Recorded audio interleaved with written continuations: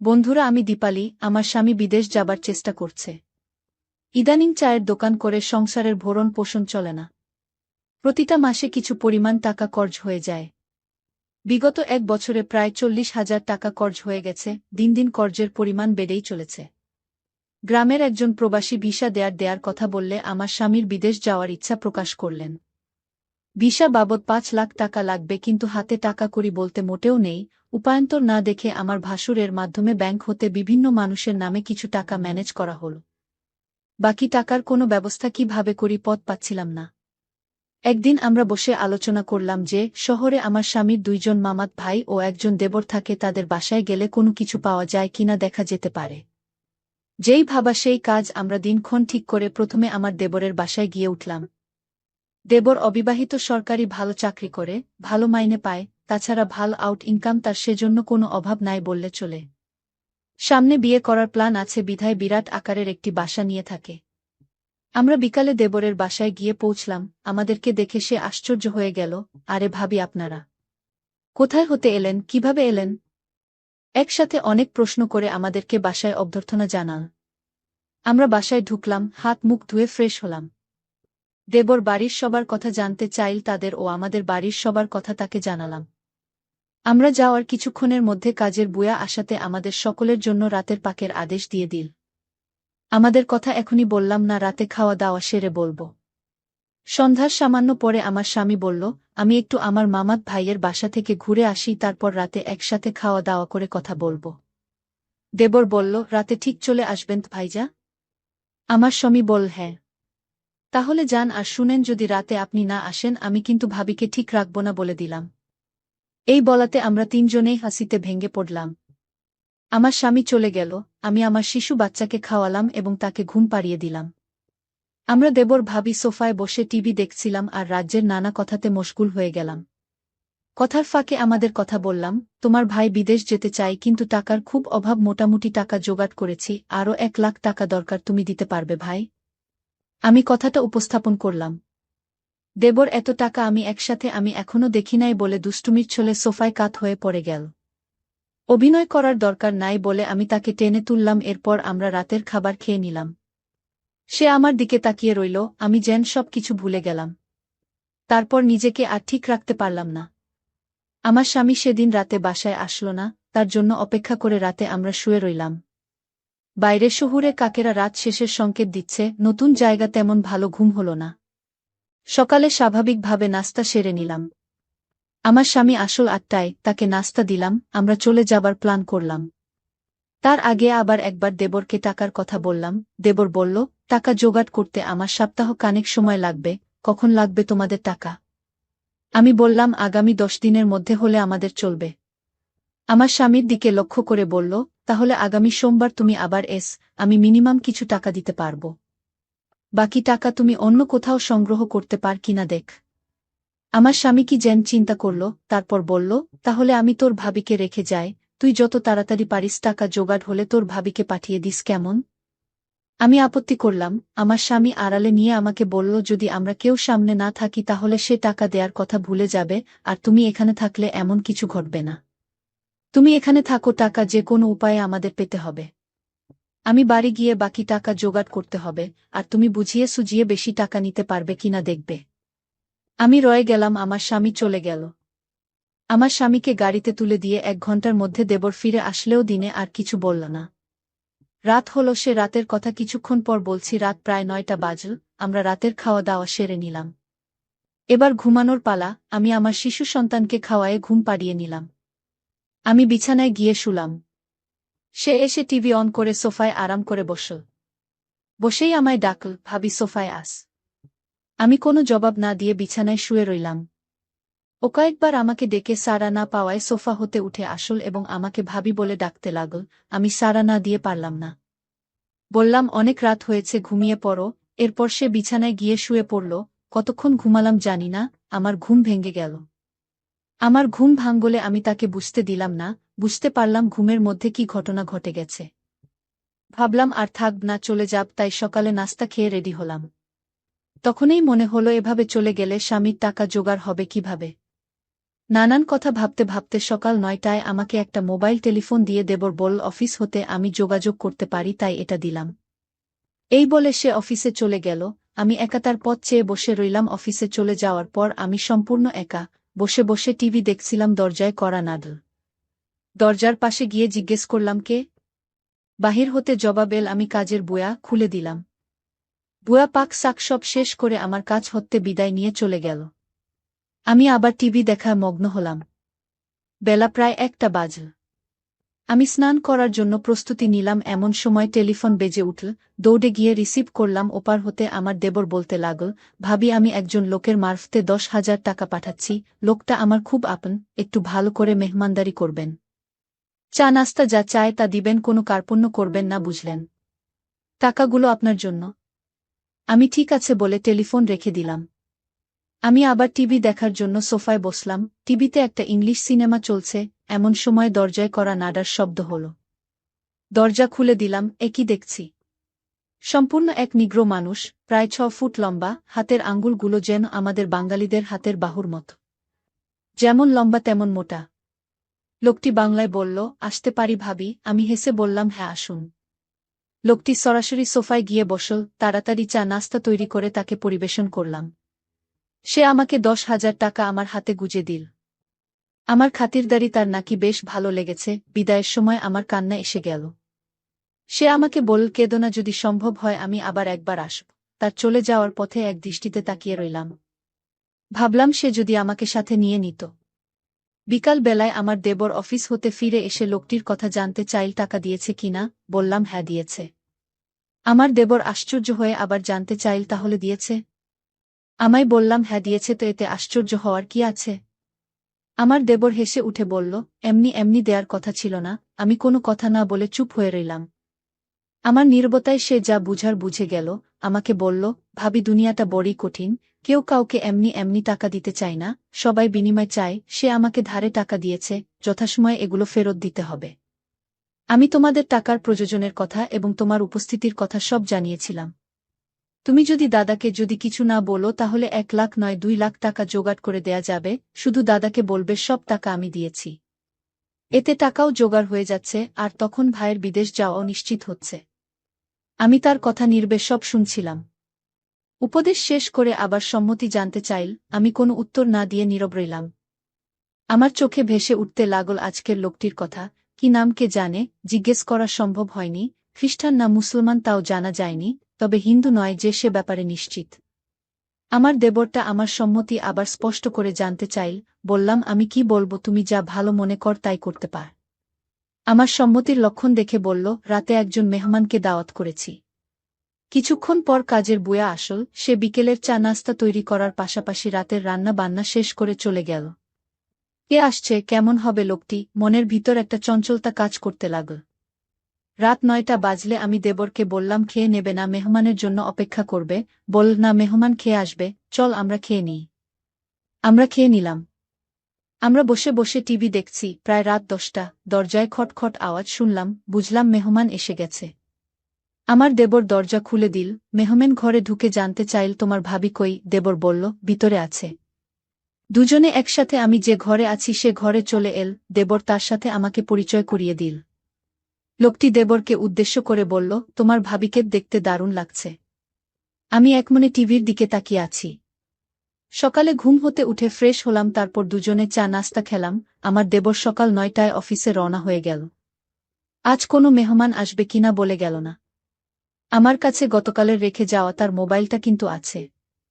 হয়তো যোগাযোগ করবে, না করলে আরও ভালো। আজ বিশ্রাম নেয়া দরকার। দেবর চলে যাওয়ার পর আমি বিছানায় শুলাম। কেমন জানি একা একা লাগছে। বুয়া আসল। দরজায় কল করার সাথে সাথে আমি গিয়ে খুলে দিলাম। বুয়া তার কাজ ঘণ্টা দেড়েকের মধ্যে শেষ করে চলে গেল। আমি আবার একা হয়ে গেলাম। ঘরের দরজার খিল মেরে দিয়ে বিছানায় শুয়ে পড়লাম। আজ কদিনের সব ঘটনা ভাবতে ভাবতে তন্দ্রা এসে গেল। হঠাৎ মনে হল দরজা খুলে কেং যেন প্রবেশ করছে।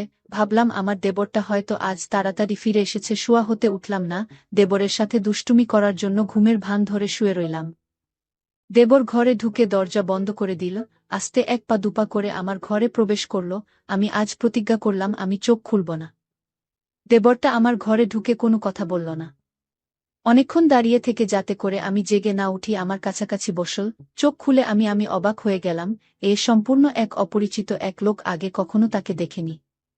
আমি জিজ্ঞেস করলাম, আপনি কে?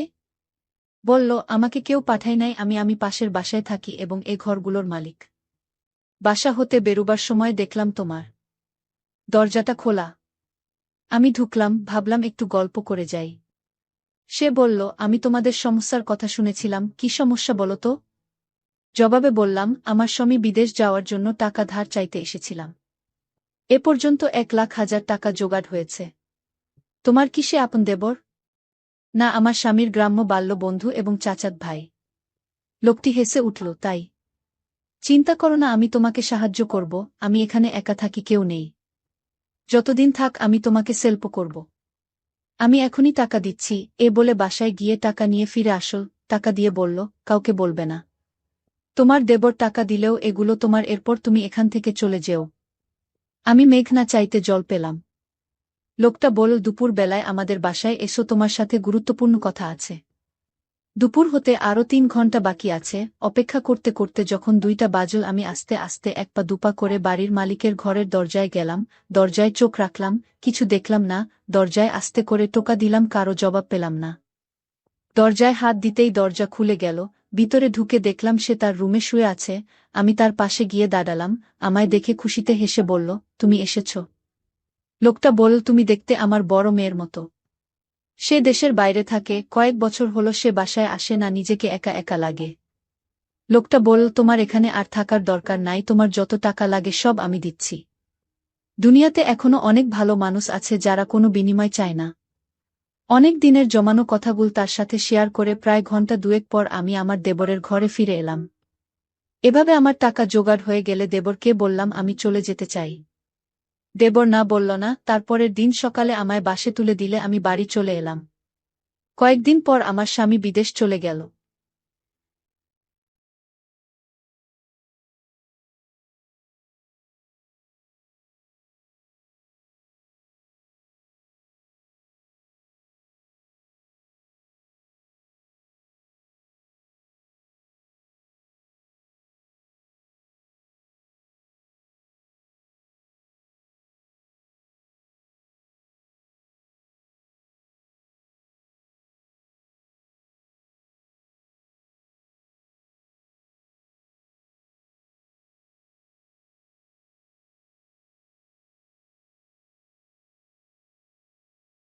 বন্ধুরা, আমার নাম কাজল।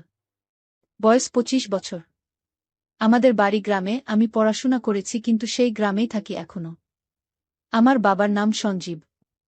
বাবার বয়স 60 বছর। বাবা বাইরে কাজ করে।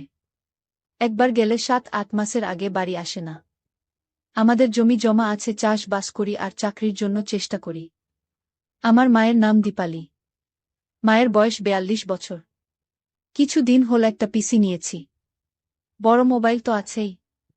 মা তেমন লেখাপড়া করেনি। যা হোক, ভালোই চলছিল। বাবা বাড়ি এলেন কয়েকদিনের জন্য। বাবার বাড়ি ঢুকতে সন্ধে হয়ে গেছিল। মা রান্না বান্না করল, আমরা সবাই মিলে খেয়ে নিলাম। মা বলল, তোর বাবার ট্রেনে ঘুম হয়নি, তাই তাড়াতাড়ি ঘুমাবে। আমি বললাম, ঠিক আছে, তোমরা যাও, ঘুমিয়ে পর, আমি পড়াশোনা করে ঘুমাবো বলে আমার ঘরে গেলাম। বাবা মা ঘুমাতে গেল। আমাদের দুটো শোয়ার ঘর, সামনে বারান্দা। কিছুক্ষণ পর মায়ের গলার আওয়াজ পেলাম, ঘরে ডিম লাইট জ্বলছে। কিছুক্ষণ পর মা রেগে গিয়ে বলল, কি হয়ে গেল? বাবা বলল, হ্যাঁ, আর থাকতে পারলাম না। বাবা উঠল, পরে মা ও উঠে বসল। 15 দিনের মাথায় বাবার আবার ট্রেন। বাবা চলে গেল। আর আসবে ছুটি পেলে। আমি চাকরির পরীক্ষা দিয়ে যাচ্ছি। চাষবাসও করছি। আর্থিক অবস্থা আমাদের ভালো না। বাবা যা টাকা পাঠায় তাতে ভালো থাকা যায় না। আমার একটা চাকরি দরকার। এর মধ্যে একদিন আমি মাঠে গেছি, মা দৌড়াতে দৌড়াতে আমার কাছে গেল। বলল, দেখ তো এটা কি। আমি খুলে দেখি নিয়োগপত্র। আমাদের গ্রামের একটা আধা সরকারি অফিসে। মাকে বললাম, মা, চাকরি হয়েছে। মা আমাকে আনন্দে জড়িয়ে ধরল। আমি বললাম, মা, আর এত কষ্ট করতে হবে না, আমাদের এখন থেকে আমাদের সুখের দিন শুরু। মা বলল, হ্যাঁ বাবা, তুই আমার সব, তোর মুখের দিকে তাকিয়েছিলাম এতদিন। আমি বললাম, আমি আর তোমার কোনো কষ্ট রাখব না। মা বলল, চল বাবা বাড়ি চল, আর কাজ করতে হবে না। আমি বললাম, আরেকটু বাকি আছে, কাজ করে যাই। মা ও আমি কাজ সেরে বাড়ি গেলাম। বাবাকে ফোন করে জানালাম, বাবাও খুব খুশি শুনে। পরের সপ্তাহে অফিস যেতে শুরু করলাম। 1 মাস ভালো করে অফিস করে কাজ বুঝে নিলাম। পরের মাস প্রথম মাইনে পেলাম। অফিস থেকে ফিরে সন্ধ্যের পরে মাকে নিয়ে মার্কেটে গেলাম। মায়ের জন্য নতুন সব কাপড় কিনলাম। মা বলল, এত কিসের জন্য লাগবে, আমি কোথাও বেড়াতে যাব নাকি যে কিনলি? আমি বললাম, আমি দিয়েছি, তুমি পরবে। মা বলল, ঠিক আছে বাবা, ঠিক আছে, এবার তুইও কিছু নে। আমি বললাম, হ্যাঁ, আমিও বাবার জন্য সব কিছু কিনলাম। বাড়ি ফিরে বাবাকে ফোন করে বললাম সব। বাবা খুশি হল। মা বল, বাবা অনেক খরচা হয়ে গেল তাই না? আমি বললাম, অত ভাবছ কেন, ঠাকুর আমাদের দিকে মুখ তুলে তাকিয়েছে। মা বল, হ্যাঁ বাবা। আমি বললাম, মা ভাবছিলাম তোমাকে জামা কামিজ কিনে দেব, তুমি তো পরো না, তাই আর মনে করেও কিনিনি। মা বল, না বাবা, আমার শাড়িই ভালো। কিছুক্ষণ পর মা নতুন কাপড় পরে এল, আর বলল, দেখ কেমন লাগছে আমাকে। আমি বললাম, মা কি দারুণ লাগছে তোমাকে, খুব সুন্দর লাগছে তোমাকে মা। মা বলল, হয়েছে হয়েছে, আর বলতে হবে না। এভাবে আমাদের মা ছেলেতে ভালোই ছিলাম। সামনে হোলির ছুটি থাকবে। মাকে বললাম, মা বেড়াতে যাবে নাকি? মা বলল, কোথায় যাব? আমি বললাম, চল কোথাও। মা বলল, তোর মামা বাড়ি চল, একটু যাই, অনেক দিন যাই না। মা বাবা নেই, দাদা আছে। আমি বললাম, চল তাহলে। বলে হোলির আগের দিন গেলাম বিকেলে। বাড়ি তালা বন্ধ, কেউ নেই, সন্ধে হয়ে গেছে, বাড়ি ফেরা মুশকিল। পাশের ঘরে জিজ্ঞেস করতে বলল, ওরা বেড়াতে গেছে। 6 ঘন্টার রাস্তা। রাত অনেক হয়ে গেছে। মাকে নিয়ে বের হলাম ও রাস্তা ধরে একটা গাড়ি নিয়ে শহরে এলাম। রাত 1টা বাজে। একটা হোটেল পেলাম। রাতে মা আমি একটা রুমে থাকলাম। সকালে বাড়ি ফিরে এলাম।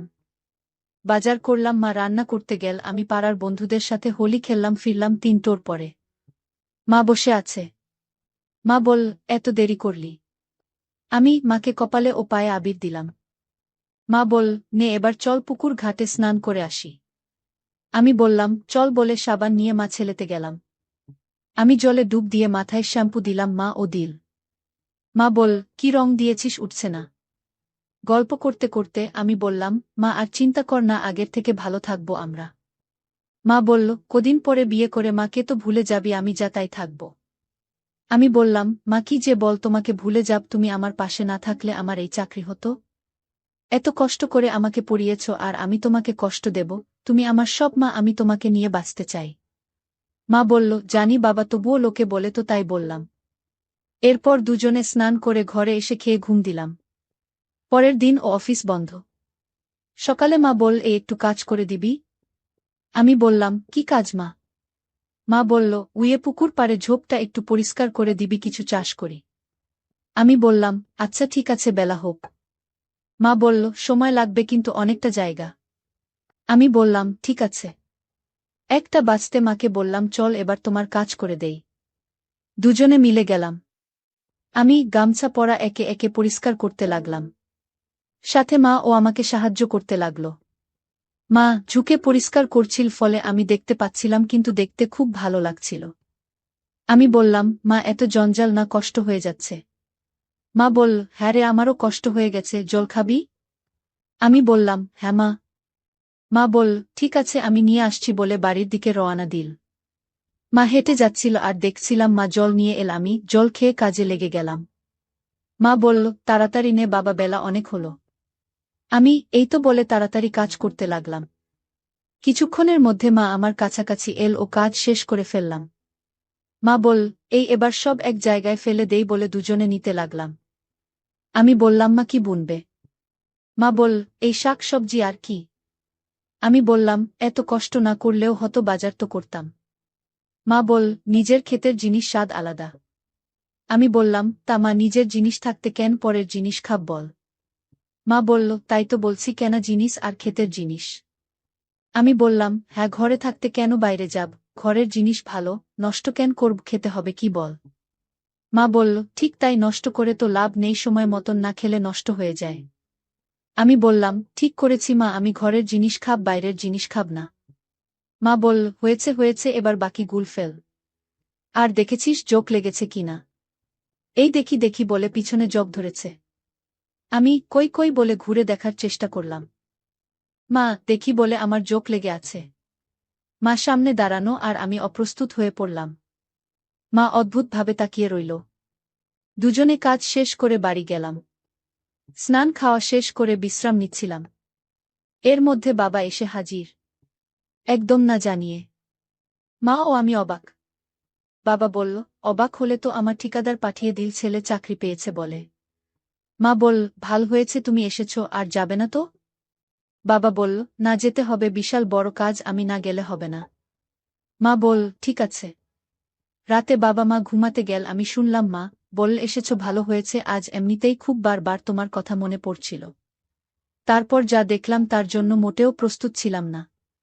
যা হোক বাবা 2 দিন বাসায় ছিল। বাবার টিকিট কাটা ছিল, রাতে ট্রেন, বাবা রেডি হল।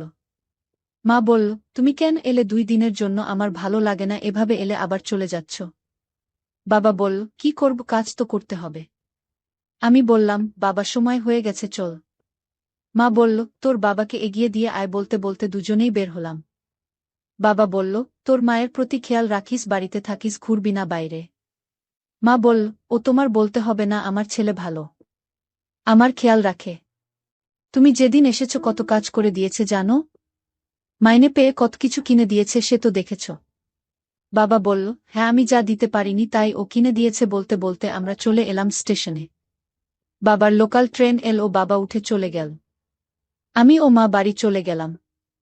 পরপর 2 দিন অফিস করলাম, এভাবে আর কয়দিন চলে গেল, কিছুতেই কিছু খুঁজে পাচ্ছি না। হঠাৎ শুনালাম লকডাউন হবে, আর হয়েও গেল। আমি জেনেই আগে অনেক বাজার করে রাখলাম, যেমন তেল, ডাল, এইসব। বাড়িতে বসে সময় কাটতে লাগল। খুব কড়াকড়ি চলছে, বাইরে যাওয়া যায় না। দেখতে দেখতে 15 দিন কেটে গেল। মা বল, এভাবে থাকা যায় বাবা, সারাদিন ঘরে বসে আমি না হয় পারি, তুইও কি করে পারিস? আমি বললাম, মা তোমার কাছে থাকতে আমার ভালো লাগে, তাই অসুবিধা হয় না। মা বল, এক কাজ করি, কালকে আবার ওই খেতে কিছু চাষ করি, চল। আমি বললাম, ঠিক আছে মা, চল, সময় তো কাটবে। সকালে মা ছেলে মিলে গেলাম চাষ করতে, দুজনে মিলে প্রস্তুত করে নিলাম। আজকে জোক দেখা যাচ্ছে না। আমি বললাম, দেখেছ, আজ আর জোক নেই। মা বলল, ফাঁকা হয়ে গেছে তো, তাই চলে গেছে বুঝলি। আমি বললাম, হ্যাঁ তাই হবে। মা বসে নিড়ানি দিচ্ছিল। আমি দেখছিলাম। কাজ শেষ হতে মা বলল, চল বাড়ি যাই। আমি উঠতে পারছিলাম না, আমার যা অবস্থা। মা বলল, চল ওঠ। আমি উঠতে মা অবাক হয়ে তাকিয়ে রইল। যা হোক, দুজনে রওয়ানা দিলাম বাড়ির দিকে। মা বলল, চল পুকুরে যাই, স্নান করে আসি। আমি চল বলে দুজনে গেলাম। আমি পাড়ে দাঁড়ানো আর মা নামতে গেল। মা বলল, 3টে বেজে গেছে বাবা, তুই স্নান করে আয়, আমি উঠছি। আমি চলে গেলাম পুকুরে। রাত কেটে গেল, সকালে মাকে জিজ্ঞেস করতে মা বলল, তুই বাজারে যা, কিছু বাজার করে আন, আর হ্যাঁ, বেগুন পেলে আনিস, কাল মাছ দিয়ে রান্না করব। আমি বাজার থেকে বেগুন আনলাম ও অন্য অন্য বাজার করলাম। রাতে মা ঘুমাতে গেল, আমিও গেলাম। আমি উঠে রান্না ঘরে গেলাম। দেখি 7টা বেগুন এনেছি, কিন্তু একটা নেই। সকালে উঠতে দেরি করলাম। ইচ্ছে করেই বিছানায় শুয়ে আছি। 9টা নাগাদ মা বাইরে থেকে ডাক দিল, উঠবি না? আমি কোনো সাড়া দিলাম না। মা দরজা ঠেলে ভেতরে ঢুকল। মা বল, বেলা কত হয়েছে, কিভাবে রয়েছে এই, ওঠ বলছি। আমি চোখ ডলে তাড়াতাড়ি উঠলাম। মা বলল, ওঠ, অনেক বেলা হয়েছে। এত সময় কেউ ঘুমিয়ে থাকে বলে বেরিয়ে গেল। দুপুরে মা বল, কাঁথা কাপড় কাচব, একটু সাহায্য করবি, বড় বর্ত। আমি ঠিক আছে বলে মায়ের সাথে ঘাটে গেলাম। দুজনে মিলে কেচে ধুয়ে নিলাম। মা সব রোদে দিয়ে এল পুকুর ঘাটে। মা বল, এই একটু সাঁতার কাটতে পারিস, শরীর ভালো থাকবে। আমি আচ্ছা বলে জলে নেমে গেলাম। মা ও নাম। আমি অপার গিয়ে আবার ফিরে এলাম। আমি বললাম, চল সাঁতার কাটি। মা বল, না আমি পারি না, ডুবে যাব বেশি জলে গেলে। আমি বললাম, মা আমি আছি না, তোমাকে ধরব আমি। মা বল, ধরবি কিন্তু? আমি বললাম, হ্যাঁ তুমি আসতো। আমি মায়ের হাত ধরে গলা জলের বেশিতে নিয়ে গেলাম। মা বল, এই কষ্ট হয়ে গেছে বাবা, আর পারছি না বলে আমার কাছে আসো। আমি বললাম, একটুতেই কষ্ট হয়ে গেছে তোমার? মা বল, না, আরেকটু হলে তো জল খেয়ে নিতাম। অনেকদিন পর এভাবে স্নান করছি বুঝলি। বিয়ের পর তোর বাবার সাথে এভাবে স্নান করেছিলাম। আমি বললাম, তবে তোমার পুরান স্মৃতি মনে পড়ছে? মা বল, হ্যাঁ রে, এই আশেপাশে কেউ নেই তো। আমি বললাম, না কেউ নেই, তোমার ভয় নেই? কাউকে দেখা যাচ্ছে না। আর থাকলে বা কি, আমার মা ছেলে তো। আমি বললাম, না মা, কেউ নেই, তুমি আরেকটু সাঁতার কাট, আমি আছি। মা বল, না তুই চল, আমার ভালো লাগছে না, আমাকে পাড়ে তুলে দে। আমি ঠিক আছে চল বলে মাকে পাড়ের কাছে নিয়ে গেলাম। একসাথে বাড়ি গেলাম। আর কোনো কথা হলো না খাওয়া ছাড়া। রাগ এবং কষ্ট দুটোই হচ্ছিল বলে নিজেই চেপে গেলাম। রাতেও তাড়াতাড়ি খেয়ে শুয়ে পড়লাম। আর কোন দিকে খেয়ালও করিনি।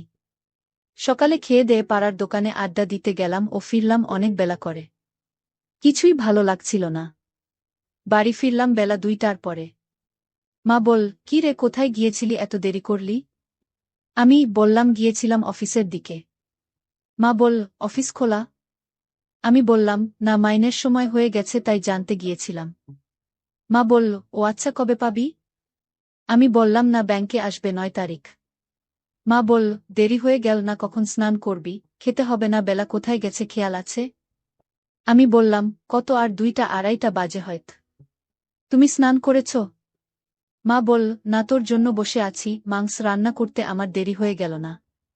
আমি বললাম, তবে স্নান করে নাও। মা বলল, কেন, তুই করবি না? চল পুকুরে দুজনে যাই। আমি ঠিক আছে চল শুনেই আমার মন আনন্দে ভরে উঠল। আজকে অনেকটা সাহস নিয়ে গেলাম।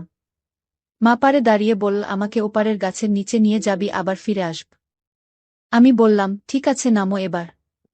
মা জলে নেম পড়ল আর বলল, দেখ তো কেউ ওপারের দিকে রয়েছে কিনা।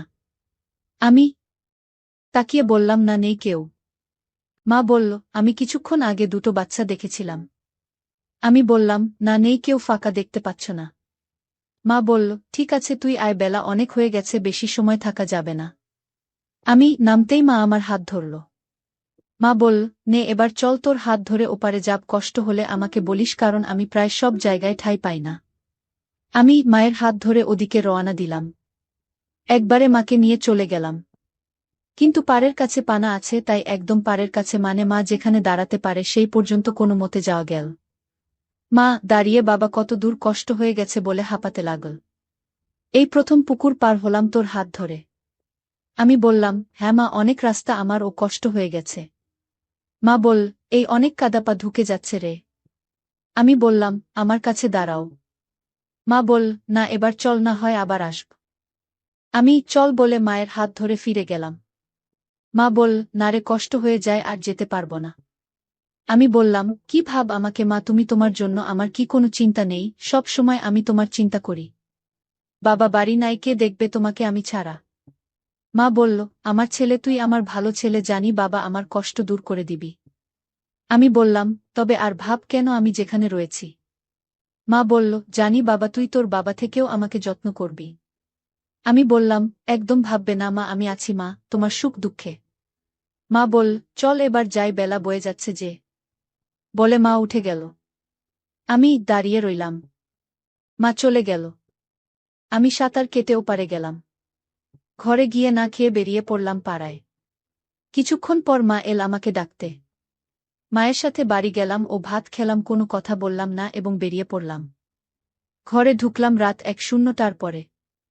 মা আমাকে খেতে দিল। আমি খেয়ে ঘরে চলে গেলাম। মা খেয়ে নিজের ঘরে চলে গেল। রাত 1:30 বাজে। ঘুম আসছে না। 7-5 ভাবছি। হঠাৎ মায়ের গলা, বাবু ঘুমিয়ে পড়েছিস নাকি? আমি সাড়া দিলাম না। মা বল, কিরে, ঘুমানো নাকি আলজ বলছে যে? আমি বললাম, না, ঘুমাইনি। মা বল, এ ঘরে একটু আসবি, দরকার আছে। আমি গেলাম মায়ের ঘরে আর বললাম, কি বল? মা বল, কি হয়েছে তোর, অমন কেন করছিস? আমি বললাম, না কিছু না, এমনি, তুমি শুয়ে পড়। মা বল, না, আমাকে বল, কি বলছিলি জলে বসে? আমি বললাম, মা এবার যাই, গিয়ে ঘুমাই। মা বল, যাবি কেন, কথা বলি। আমি বললাম, আর কি বল।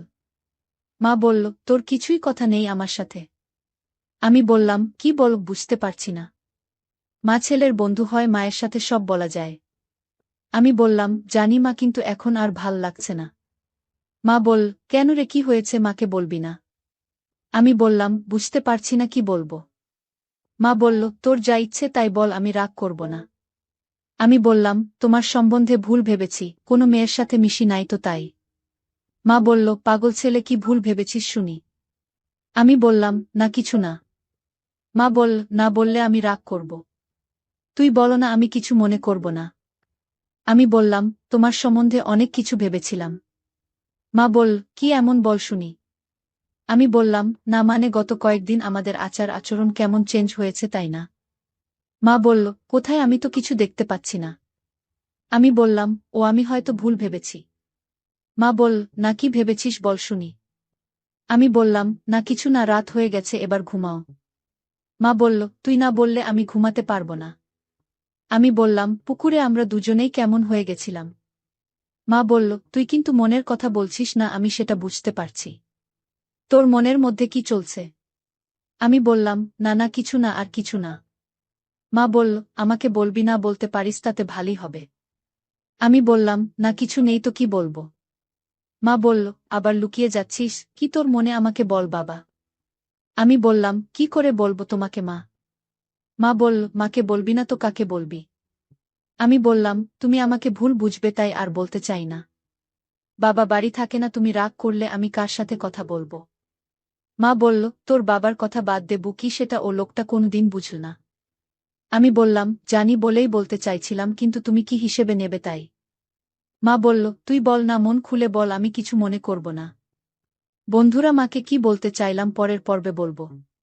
সবাই ভালো থেকো, সুস্থ থেকো, দেখা হবে পরের ভিডিওতে। আমার ভাগ্নেকে ছোট মনে করে আমি তার সব কাজই নিজের হাতে করে দিতাম। একদিন বাড়িতে কেউ ছিল না, তখন হঠাৎ করে আমার ভাগ্নে তোয়ালে পেঁচিয়ে আমার ঘরে দৌড়ে এলো। এসে বলল, মামি আমি অনেক ব্যথা পেয়েছি, বলেই সে আমার বিছানায় শুয়ে পড়ল। সে বলল, মামি কি দেখছ। আমি ভাবলাম সত্যিই কিছু ঘটেছে, তাই তার কাছে গেলাম। কিন্তু যখন আমি তাকে দেখতে গেলাম, হঠাৎ করে সে আমাকে তার যে ছেলেটিকে আমি এতদিন নির্দোষ মনে করতাম, সে মুহূর্তের মধ্যেই এমন কিছু ঘটল যা আমি কল্পনাও করিনি। ১৯ বছর বয়সে আমার বিয়ে হয়। আমি অনেক সুন্দর দেখতে। বাইরে বের হলে সবাই আমার দিকে চেয়ে থাকত। মনে হতো তারা আমাকে কিছু বলতে চায়, কিন্তু আমি কাউকেই পাত্তা দিতাম না। বন্ধুরা রেডি থাকো, আজকের গল্পটা অনেক স্পেশাল হতে চলছে। দয়া করে গল্পগুলো ভালো লাগলে ভিডিওটি লাইক, শেয়ার এবং চ্যানেলটি সাবস্ক্রাইব করো প্লিজ। আমার বিয়ে হয়েছিল আমার থেকে অনেক বড় একজন মানুষের সাথে। যখন আমার বয়স ছিল ১৯ বছর, তখন আমার স্বামীর বয়স ছিল ৩৫ বছর। আমার পক্ষে এত বড় বয়স্ক স্বামীকে পছন্দ করা খুবই কঠিন ছিল। তাকে দেখলেই আমার রাগ হতো এবং ধৈর্যের বাঁধ ভেঙে যেত। আমি দেখতে বেশ সুন্দরী ছিলাম, আর আমার স্বামী আমার সৌন্দর্য দেখে সবসময় খুশি হতেন। কিন্তু আমি তাকে কখনো আমার কাছে আসতে দিতাম না, এমনকি একই বিছানায়ও শুতে দিতাম না। ধীরে ধীরে আমার মধ্যেও জীবনে একজন মানুষের প্রয়োজন অনুভূত হতে লাগল, কিন্তু কোনোভাবেই আমি আমার সেই বয়স্ক স্বামীর কাছাকাছি যেতে পারতাম না। আমার একাকী জীবন কাটছিল। এমন সময়ে হঠাৎ করে আমার নন্দের ছেলে, অর্থাৎ আমার ভাগ্নে আমাদের বাড়িতে এলো। তার নাম ছিল কুনাল। আমি কুনালকে প্রথমবারের মতো দেখছিলাম, কারণ সে আমাদের বিয়েতেও আসতে পারেনি। সেই সময়ে সে হোস্টেলে ছিল এবং তার পরীক্ষা চলছিল। বাড়িতে আসার পর কুনাল পরিবারের সবার সাথে কুশল বিনিময় করছিল। তারপর সে আমাকে আলিঙ্গন করল, যা দেখে আমার স্বামী একটু বিরক্ত হয়ে উঠল। পরিস্থিতি স্বাভাবিক করতে আমি কুনালকে জিজ্ঞাসা করলাম, কুনাল, হঠাৎ করে বাড়িতে আসার সুযোগ কিভাবে পেলি? এই প্রশ্ন করার পরই আমার শাশুড়ি মা রেগে গিয়ে বললেন, তুমি কে জানতে চাওয়ার? আমার মেয়ের ছেলে এখানে আসতে পারবে না। আমি বিনয়ের সাথে বললাম, না মা, আমার ওভাবে বলার মানে ছিল না। আমি শুধু বলতে চেয়েছিলাম, কুনাল আমাদের বিয়েতে আসেনি তো হঠাৎ আজ এলো কেন? কুনাল মুচকি হেসে বলল, নানি, মামি তো শুধু প্রশ্ন করেছেন, রাগ করবেন না। আমার তখন ফাইনাল পরীক্ষা চলছিল, তাই বিয়েতে আসতে পারিনি। তবে এখন আমি এসেছি, আর মামি থেকে অনেক আদর নিয়ে তবেই ফিরব। যখন মন ভরে যাবে তখনই ফিরে যাব। এই কথা শুনে সবাই হেসে উঠল। আমি কুনালের থাকার বিষয়টা জানতে চাইনি, শুধু মজা করে একটা প্রশ্ন করেছিলাম। কিন্তু শাশুড়ি মা রেগে গেলেন, তাই আর কিছু বলার সাহস পেলাম না। কিছুক্ষণ পর কুনাল ফ্রেশ হয়ে এলে শাশুড়ি মা আমাকে তার জন্য নাস্তা আনতে বললেন। নাস্তা নিয়ে যাচ্ছিলাম, হঠাৎ পা পিছলে প্লেট কুনালের উপর পড়ে গেল। নাস্তা তার পোশাকে পড়ায় শাশুড়িমা চিৎকার করে বললেন, তাড়াতাড়ি তার পোশাক পরিষ্কার করো। তখন স্বামী বাড়িতে ছিলেন না, আমার স্বামী তখন বাজারের কাজে বাইরে গিয়েছিলেন। শাশুড়ি মায়ের বকুনি শুনে আমি ঘাবড়ে গিয়ে রান্নাঘর থেকে একটি কাপড় আনতে গেলাম। কাপড় পরিষ্কার করার আগে আবার জিজ্ঞাসা করলাম, মা, সত্যিই কি আমাকে কুণালের জামা পরিষ্কার করতে হবে? উত্তরে শাশুড়ি মা রেগে বললেন, আর কে করবে? ভুলটা তুমি করেছ, তাই তোমাকেই ঠিক করতে হবে। পুরো ব্যাপারটায় কুণাল চুপ ছিল, নিজের জামা পরিষ্কার করার চেষ্টা করেনি। জামা পরিষ্কার করতে গিয়ে আমি একটু অস্বস্তি বোধ করছিলাম। কুণাল নিজেই পরিষ্কার করতে পারত, কিন্তু সে দাঁড়িয়ে আমাকে কাজটা করতে বলল। আমার সংকোচ হচ্ছিল, আর সে মিষ্টি চোখে তাকিয়ে বলল, মামি, এখানে এভাবে পরিষ্কার করুন। ধীরে ধীরে নির্দেশনা দিল কিভাবে করতে হবে।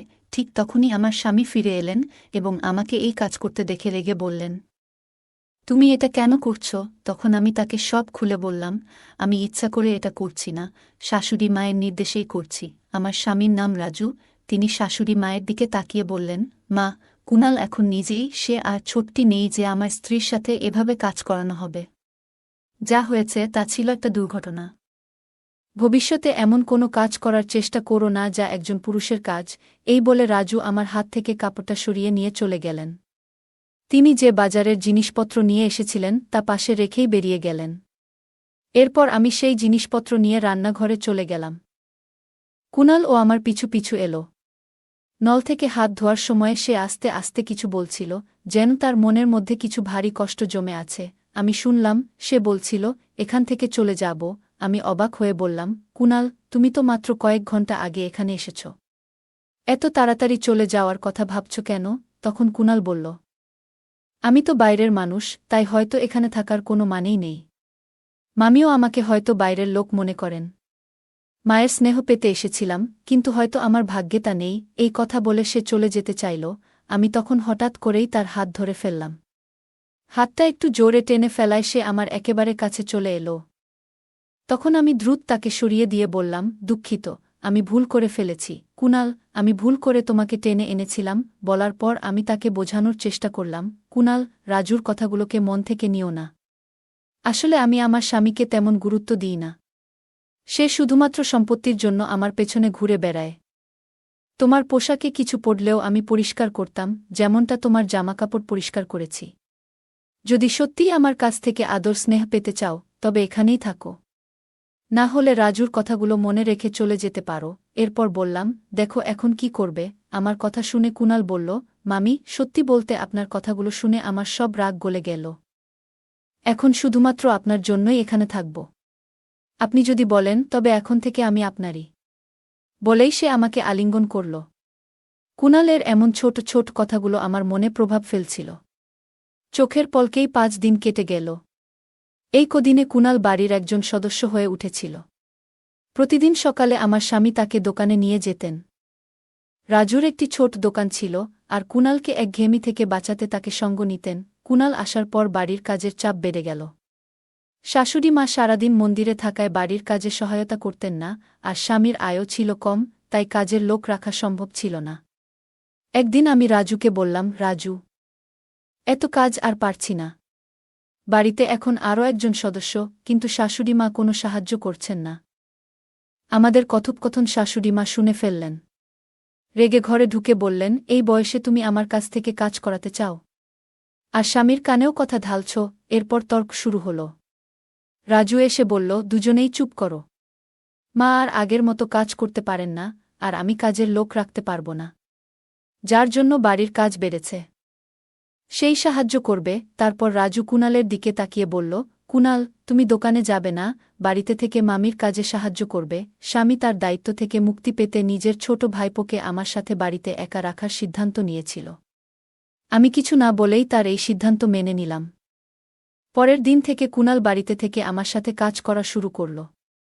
সকালে ঘরের কাজের সময় সে আমাকে সাহায্য করত। নাশতার পর শাশুড়ি মা মন্দিরে চলে যেতেন আর রাজু দোকানে বেরিয়ে যেতেন। তাদের যাওয়ার পর আমি নাশতা করতাম এবং কুণাল আমার সাথে বসে খেত। কুণালের কিছু আচরণ আস্তে আস্তে আমার নজরে আসতে শুরু করেছিল। যখন শাশুড়ি মা ও রাজু বাড়িতে থাকতেন তখন সে দূরত্ব বজায় রেখে কাজ করত। কিন্তু যেই তারা বেরিয়ে যেতেন কুণাল আমার অনেক কাছাকাছি চলে আসত। তবে ভালো দিক ছিল যে শাশুড়িমা যে কোনো সময় বাড়ি ফিরে আসতেন, আর এই ভয়ে কুণাল কিছুটা সতর্ক থাকত। সকালের দিকে যখন শাশুড়িমা ও রাজু বাইরে যেতেন, তখন কুণাল মাঝে মাঝে আমার কাছে তার ব্যক্তিগত কাজের জন্য বলত। যেমন সে যখন গোসল করতে যেত, আমাকে বলত তার কাপড় বিছানায় গুছিয়ে রাখতে। তার সাহস এতটাই বেড়ে গিয়েছিল যে একদিন সে আমাকে বলল, মামি আজ তুমি শাড়ি পরে আসো, শাড়িতে তোমাকে অনেক সুন্দর লাগে। আমি এইসব বিষয়গুলো উপেক্ষা করছিলাম, কিন্তু তার আচরণ ক্রমশ বাড়ছিল। একবার সে বলল, মামি গোসলের জন্য বালতিতে জল ভরে দাও। সেদিন আমি রান্নার জন্য সবজি নিয়ে বেশ বিরক্ত ছিলাম, তাই গোসলের জন্য খুব গরম পানি ভরে রেখেছিলাম। কিছুক্ষণ পরে কুণাল বাথরুম থেকে দৌড়ে আমার ঘরে চলে এলো। তার গায়ে শুধু একটি তোয়ালে জড়ানো ছিল। সে ঘরে ঢুকে বলল, মামি আমাকে পুড়ে যাওয়া মলম লাগিয়ে দেও, খুব গরম লেগে গেছে। আমি তখন বুঝতে পারলাম আমি রাগের মাথায় অত্যধিক গরম পানি দিয়েছিলাম, আর সে হয়তো পানি পরীক্ষা না করেই গোসল শুরু করেছিল। কুণাল আমার দিকে এসে বলল, মামি খুব জ্বালা করছে, কোনো ক্রিম বা কিছু আছে কি? একটু লাগিয়ে দাও। সে তার পা দেখাল যেখানে সে বলছিল পুড়ে গেছে। আমি একটু নার্ভাস হয়ে গেলাম এবং বললাম, আমার ভুল হয়েছে, রাগের মাথায় এমনটা করিনি। আমি কুণালকে বললাম, আমার উচিত ছিল না এত গরম পানি সেখানে রাখা, কিন্তু তুমিও তো আগে দেখে নিতে পারতে পানিটা কতটা গরম। কুণাল হেসে বলল, এসব বাদ দাও, আগে আমার পায়ের দিকে তো দেখো। আমি তখন লজ্জা আর অস্বস্তিতে আস্তে আস্তে তার পায়ের তোয়ালেটা সরাতে লাগলাম। দেখি তার হাঁটুর উপরে কিছুটা জ্বলে গেছে।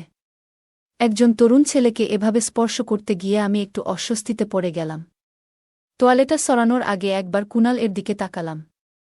তার চোখের চাহনি দেখে আমি একটু দূরে সরে গেলাম। তারপর বললাম, তুমি মিথ্যে অভিনয় করছো, তাই না? কুণাল বলল, মামি আমি জানতে চাইছিলাম তুমি রাগ থেকে এটা করেছ নাকি আমার জন্য চিন্তিত ছিলে। আমি তো শুধু তোমার সাথে একটু মজা করছিলাম। তার কথায় আমি রেগে গেলাম। হঠাৎ সে আমার হাত ধরে তার দিকে টেনে নিল আর চোখে চোখ রেখে বলল, মামি আমি তোমার কাছে কেমন? তার প্রশ্নটা অদ্ভুত লাগল। আমি বললাম, কুণাল এটা তুমি কি করছ? আমি তোমার মামি, এটা ভুলে যেও না। আমার হাত ছেড়ে দাও, না হলে আমি তোমার মামার কাছে অভিযোগ করব। কুণালের প্রতিক্রিয়া ছিল, মামা আমাকে এখান থেকে বের করতে পারবেন না। তার এই কথায় আমি আরও অবাক হয়ে গেলাম। এরপর সে আমাকে আরও কাছে টেনে নিল, এতটাই কাছে যে আমি নিজের স্বামীর সাথেও এতটা ঘনিষ্ঠতা কখনো অনুভব করিনি। কুণালের এমন আচরণে আমি কিছুটা দুর্বল হয়ে পড়ছিলাম। ঠিক তখনই বাইরে থেকে শাশুড়িমা জোরে ডাকলেন, বুমা। সেই মুহূর্তে শাশুড়ি মায়ের কণ্ঠ আমার কাছে আশীর্বাদের মতো শোনাল, কারণ তার ডাকে আমি কুণালের হাত থেকে রেহাই পেলাম। শাশুড়ি মা আসার পর কুণাল আমাকে ছেড়ে কিছুটা দূরে সরে গেল। রাতে আমি মনে মনে সিদ্ধান্ত নিয়েছিলাম যে এই বিষয়ে আমার স্বামী রাজুর সঙ্গে কথা বলব। শোয়ার আগে রাজু হঠাৎ বলল, তোমার তো এখন কাজের চাপ কিছুটা কমে গেছে, তাই না? কুণাল তো তোমাকে সহায়তা করছে। তাই তো। আমি কিছু বলার আগেই কুণাল আমাদের ঘরে এসে ঢুকল এবং হাসতে হাসতে বলল, মামা তুমি কেন ছোটদের মতো দুধ খাচ্ছ? আমি মজা করে উত্তর দিলাম, তোমার মামার শরীরে ক্যালসিয়ামের ঘাটতি আছে, তাই দুধ পান করেন। এতে কোনো সমস্যা আছে? এটা আমাদের ব্যক্তিগত বিষয়, তোমার এখানে থাকা জরুরি নয়। এরপর কুণালকে বাইরে যেতে বললাম।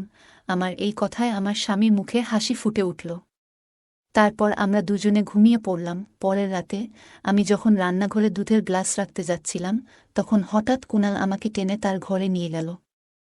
তার এমন আচরণ দেখে আমি রেগে গিয়ে বললাম, কুণাল তুমি কি করছ? আমি তোমার মামি, এটা ভুলে যেও না।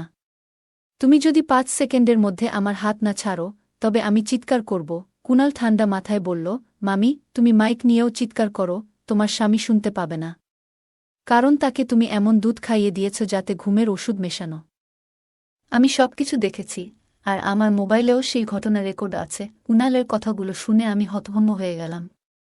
তার মোবাইল স্ক্রিনে আমি নিজেকে দেখতে পেলাম, যেখানে দেখা যাচ্ছিল আমি রাজুর দুধের গ্লাস ওষুধ মেশাচ্ছি। সে বলল, মামি একবার ভাবো যদি মামা এই ভিডিও দেখে ফেলে, তাহলে কি হবে? আমি প্রতিদিন রাজুর দুধের গ্লাস চুপিসারে ঘুমের ওষুধ মিশিয়ে দিতাম। কুণাল সেই ঘটনা ভিডিও করে আমাকে ব্ল্যাকমেইল করতে শুরু করল এবং আমার সাথে ঘনিষ্ঠ হওয়ার চেষ্টা করতে লাগল। এতটা ধূর্ত হবে তা আমি ভাবতেও পারিনি। তখন আমার কাছে মিষ্টি কথা বলে তাকে শান্ত করা ছাড়া আর কোনো উপায় ছিল না। তাই আমি কুণাল এর কাছে গিয়ে তার গলায় হাত রেখে বললাম, কুণাল আমি তো শুধু তোমার সাথে মজা করছিলাম। তুমি যখন থেকে এখানে এসেছ তখন থেকেই তুমি আমার খুব কাছের মানুষ হয়ে গেছ, কিন্তু আমি বলতে পারিনি। আজ সুযোগ পেয়েছি তাই বলছি। আমি কুণালকে এমনভাবে জড়িয়ে ধরলাম যেন সে আমার কথায় বিশ্বাস করে। কিছুক্ষণ পর বললাম, কুণাল, আমার পেটে হঠাৎ ব্যথা করছে, কাল এসে তোমার সঙ্গে দেখা করব। এই বলে আমি তার ঘর থেকে বেরিয়ে এলাম। পরের দিন থেকে রাজু কুণালকে তার দোকানে নিয়ে যেতে লাগল। কুণালের উপর আমার একদম বিশ্বাস ছিল না। যদি সে ভুল করে কিছু বলে ফেলে তবে রাজুর সামনে আমার অবস্থার কি হবে ভাবতেই পারি না। রাজু ও কুণাল দোকানে চলে যাওয়ার কিছুক্ষণ পর আমি দোকানের দিকে গেলাম যাতে কুণাল এর উপর নজর রাখতে পারি।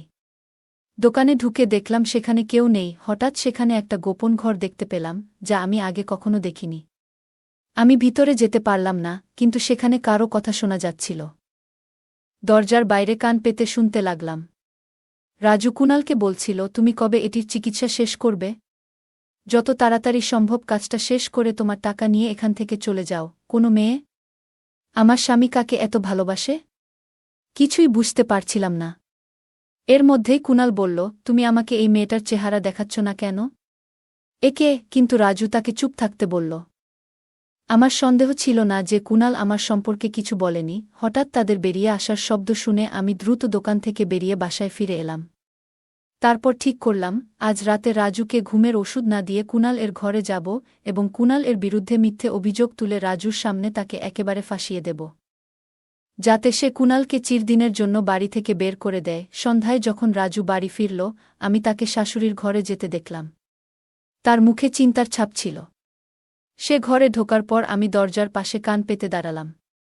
রাজু শাশুড়িকে বলছিল, মা, তুমি সারাদিন এত ফোন কেন করছিলে? এমন কি ঘটেছে? শাশুড়ি বললেন, এটা ভূমিকম্পের মতোই বড় একটা ঘটনা। তোমার বিয়ের 1 মাস হতে চলল, এখনও কোনো সুখবর পাওয়া যাচ্ছে না। তুমি কি ঠিক আছো নাকি? সন্ধ্যার পর শাশুড়ি আমাকে কিছু বলতে যাচ্ছিলেন, হঠাৎ পেছন থেকে কুণাল ডেকে উঠল, মামি। কুণালের কথা শুনে শাশুড়ি চুপ হয়ে গেলেন। তার মনে হয়েছিল যে আমি বাইরে আছি। আমি তার কথার প্রতিক্রিয়া না দেখিয়ে সরাসরি রান্নাঘরের দিকে চলে গেলাম। রাতে পরিকল্পনা মতো যখন রাজু ঘুমিয়ে পড়ল, আমি কুণালের ঘরের দিকে গেলাম। কাছে গিয়ে তাকে আলিঙ্গন করলাম এবং বললাম, কুণাল, আমি আমার প্রতিশ্রুতি রেখেছি, এখন আমি শুধুই তোমার। কুণাল আমার কাছে আসতেই আমি হঠাৎ তার হাত ধরলাম এবং চিৎকার করে উঠলাম, বাঁচাও, বাঁচাও। আমার চিৎকার শুনে রাজু দৌড়ে ঘরে এলো। তখন আমি রাজুকে বললাম, তোমার ভাগ্নে আমার উপর জোর করার চেষ্টা করেছে, ওকে বাড়ি থেকে বের করে দাও। রাজু আমার দিকে রাগান্বিত হয়ে চড় মারল এবং বলল, কুণাল আমাকে সবকিছু দুপুরেই বলে দিয়েছিল। আমি জানতাম তুমি আমাকে ঘুমের ওষুধ খাওয়াচ্ছিলে। এখন কুণাল আর আমি দুজনেই তোমাকে শাস্তি দেব। ঠিক সেই মুহূর্তে বাহিরে পুলিশের গাড়ির আওয়াজ শুনতে পেলাম। পুলিশ কয়েক মিনিটের মধ্যে ঘরে ঢুকল। আসলে আমি অনেক আগেই সন্দেহ করেছিলাম কুণালের উপর। সেই সন্ধ্যায় শাশুড়ি আর রাজুর কথাবার্তা শুনে আরও সন্দেহ বেড়ে গিয়েছিল। আমি বুঝতে পারছিলাম না কেন তারা আমাকে দ্রুত গর্ভবতী করতে চায়। তখনই বুঝলাম আমার জীবনের ঝুঁকি রয়েছে। আমি এর আগেই পুলিশের কাছে সবকিছু জানিয়ে দিয়েছিলাম। পুলিশ কুণাল, রাজু এবং শাশুড়িকে গ্রেপ্তার করল। আমি তাদের সাথে আমাদের দোকানে গেলাম। দোকানে পৌঁছে আমরা তদন্ত শুরু করলাম এবং দেখলাম একটি মেয়ে ঘুমিয়ে রয়েছে, তার মুখ পুরোপুরি ঢেকে দেওয়া। যখন আমরা তার গা থেকে কম্বল সরালাম তখনই আমার মাথা ঘুরে গেল। কারণ সে আর কেউ নয়, আমার নিজের বোন। চিকিৎসক জানালেন সে গভীর কোমায় রয়েছে। রাজু আমার বোনের স্বামী ছিল। বিয়ের কিছুদিন পরই সে অভিযোগ করেছিল আমার বোন পালিয়ে গেছে। এতে পরিবারে বিশাল অশান্তি শুরু হয়। মানসম্মান বাঁচাতে রাজু বাবাকে আমাকে বিয়ে করতে বলে এবং বাধ্য হয়ে আমাকে বিয়ে করতে হয়। পুলিশের বয়ানে জানা গেল শাশুড়ি আমার বোনের উপর অত্যাচার করে বাবার সম্পত্তি দখল করতে চেয়েছিল। বোন নিজেকে রক্ষা করতে জানায় সে আসল মেয়ে নয়, সম্পত্তি আমার নামে। কিন্তু রাজুর অত্যাচারে সে কোমায় চলে যায়। রাজুর আসল উদ্দেশ্য ছিল আমার বাবার সম্পত্তি দখল করা। তার পরিকল্পনা ছিল আমার সঙ্গে বিয়ে করে আমাকে গর্ভবতী করা, যাতে আমি কিছুই করতে না পারি। এরপর আমার বাবার সম্পত্তি দখল করা সহজ হবে। এদিকে কুণাল, যে গ্রামের একজন সাধারণ ডাক্তার ছিল, তাকে বড় অঙ্কের টাকার লোভ দেখিয়ে আমার বোনের চিকিৎসার জন্য ডাকা হয়েছিল। শেষ পর্যন্ত পুলিশ ও আদালতের মাধ্যমে সেই 3 অপরাধীকে যাবজ্জীবন কারাদণ্ড দেওয়া হয়েছিল। আমার বাবা ভেবেছিলেন রাজু একজন সৎ এবং সরল মানুষ। কিন্তু তার পেছনে এত বড় ষড়যন্ত্র লুকিয়েছিল যা আমরা কল্পনাও করতে পারিনি। ভাগ্যক্রমে আমি সেই ফাঁদ থেকে পালাতে পেরেছিলাম। এখন আমার একমাত্র আশা, আমার বোন দ্রুত সুস্থ হয়ে উঠুক। বন্ধুরা, বর্তমান সমাজে অনেক মানুষ বাইরের হাসিখুশির আড়ালে মিথ্যার জাল বুনে থাকে। কে কখন বিশ্বাসঘাতকতা করবে তা বলা কঠিন। যখনই মনে হবে কিছু ভুল হচ্ছে, তখনই পুলিশের সাহায্য নিতে হবে। গল্পটা কেমন লাগলো জানাতে ভুলবে না। আরও মজার মজার রোমান্টিক গল্প শুনতে চাইলে ভিডিওটি লাইক, শেয়ার এবং চ্যানেলটি সাবস্ক্রাইব করতে এবং বেল আইকনটি ক্লিক করতে ভুলবে না। ধন্যবাদ।